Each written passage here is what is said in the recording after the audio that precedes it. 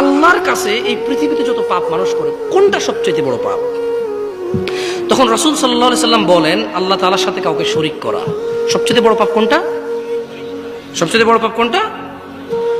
অথচ আল্লাহই তোমাকে সৃষ্টি করেছে, তুমি আল্লাহর সাথে কাউকে শরীক করছো। এরপর তিনি বলছেন, অতঃপর কি? ওই লোকটা বললো যে, হে আল্লাহর রাসূল, শিরকের পরে বড় পাপটা কি?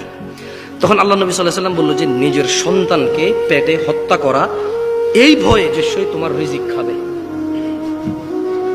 এরপরের বড় পাপটা কি? সন্তানকে হত্যা করা, এই ভয়ে যে সে তোমার রিজিকে ভাগ নেবে। বুঝে আসছে না? আসে নাই?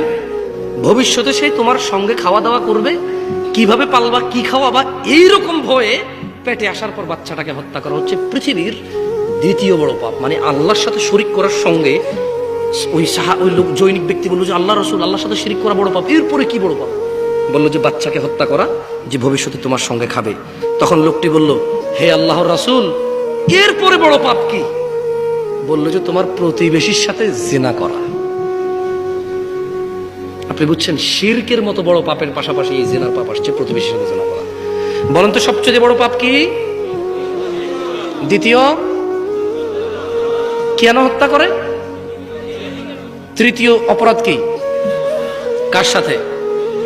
কার সাথে? আল্লাহ তাআলা কোরআনুল কারীমে ব্যভিচারের কঠিন নিন্দা করেছেন। তিনি বলেছেন, ওয়ালা তাকরাবুজ জিনা ইন্নাহু কানা ফাহিশাতান ওয়া সাআ সাবিলা। হে ঈমান তোমরা যারা নিয়ে এসেছো, তোমরা জিনা ব্যভিচার নিকটবর্তী হইও না। এটা করিও না তো অনেক দূরে, আগে তো আসবা তারপরে করবা, তুমি আসিও না এর কাছে। তার মানে জিনা করতে নিষেধ করা হয়নি, আসলে জিনার কাছে যেতে নিষেধ করছে, করা তো অনেক দূরে, বুঝছেন নি?